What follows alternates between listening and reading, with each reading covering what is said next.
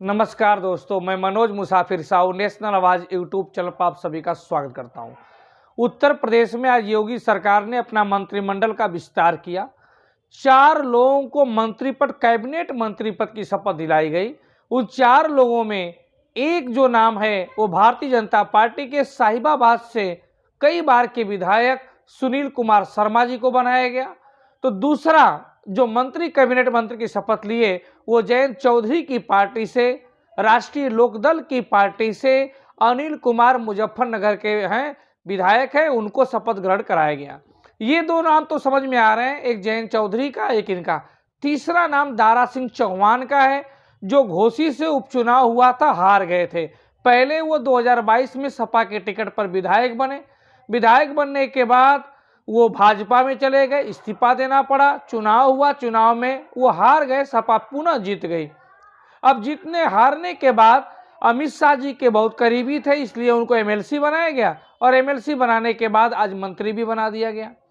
चौथा नाम आता है ओम प्रकाश राजभर का। उत्तर प्रदेश की राजनीति में एक अलग स्थान रखने वाले ओम प्रकाश राजभर भी आज मंत्री पद की शपथ ले लिए। बहुत लोगों के लिए सस्पेंस था कि ओम प्रकाश राजभर आखिर कब शपथ ग्रहण करेंगे। बार बार कहते थे कभी रक्षाबंधन के बाद लेंगे, कभी दशहरा के बाद लेंगे, कभी दिवाली के बाद लेंगे, कभी नया साल के बाद लेंगे, कभी खरमास के बाद लेंगे, और अल्टीमेटली अंतोगत्वा आज वो होली से पहले, आचार संहिता लगने से पहले कैबिनेट मंत्री पद की शपथ ले लिए। इससे हमें सीख क्या मिलती है, उस सीख को समझिए। जयंत चौधरी जो संबंध रखते थे समाजवादी पार्टी के साथ, लेकिन वो सपा के गठबंधन को तोड़कर, छोड़कर चले गए भारतीय जनता पार्टी के साथ। भारतीय जनता पार्टी के साथ चले गए, जिस भारतीय जनता पार्टी की वो बुराई करते थे, आज उसी भारतीय जनता पार्टी के पास गए और उनके दादा चौधरी चरण सिंह को भारत रत्न भी मिला और साथ में एक एमएलसी पद भी मिला, और यहाँ पर उनको मंत्री भी बना दिया गया। उनके कोटे से एक लोगों को उन्होंने अनिल कुमार का नाम दिया और 2 लोकसभा की सीटें पे आ गए।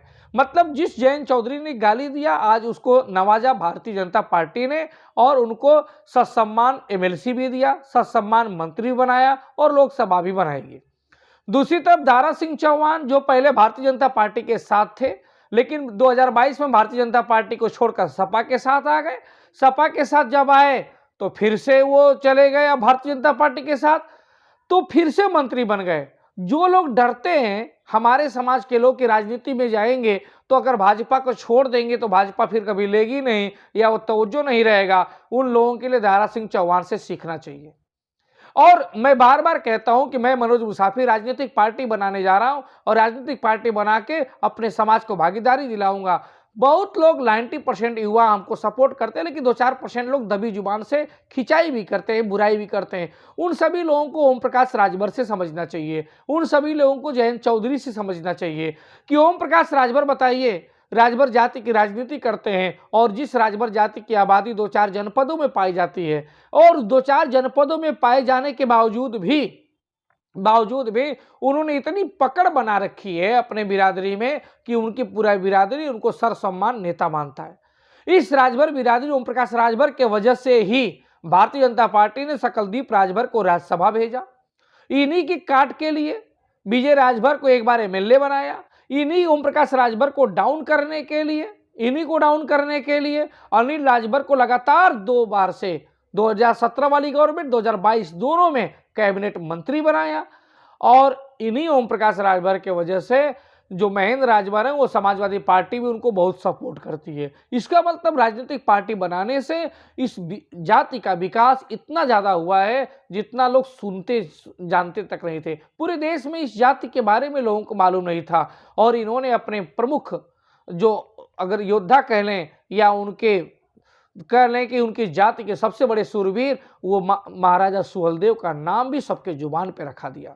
और सुहेलदेव का नाम नहीं दिखाया, सुहेलदेव के नाम पे डाक टिकट जारी हुआ, सुहेलदेव के नाम पे मूर्तियां लगी, सुहेलदेव के नाम पे ट्रेन का नाम रखा गया।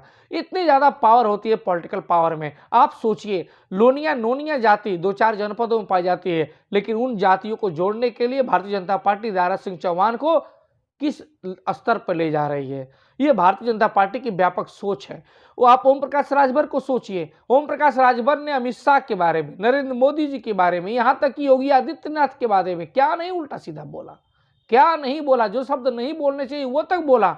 अभी 2 दिनों पहले वो गए और जाने के बाद सलेमपुर में भाजपा के प्रत्याशी की बुराई कर दिए, वहां पे कह दिए उसको हरा दीजिए, लेकिन इसके बावजूद भी आज उन्हें मंत्री बनाया गया। तो इससे हमें सीख मिलती है कि अगर भारतीय जनता पार्टी में आप उच्च पायदान पे पाना चाहते हैं तो आप जितनी ज़्यादा भारतीय जनता पार्टी की खिलाफत करेंगे, उनकी नीतियों की बुराई करेंगे, आप कोई राजनीतिक पार्टी बना के 2-4 जगह उनको हरा देंगे, आप निर्दलीय खड़ा होकर उन्हें हरा देंगे, आपके समाज का, आपके राजनीति का उतना ही उद्धार और विकास होगा। ये सोचने समझने की जरूरत है। निश्चित रूप से ओम प्रकाश राजभर जो कार्य कर रहे हैं बहुतों के लिए उदाहरण हैं और बहुतों के लिए एक मिसाल हैं, और मैं उम्मीद करता हूं कि आने वाले समय में ये ऐसे ही आगे बढ़ते रहेंगे। धन्यवाद।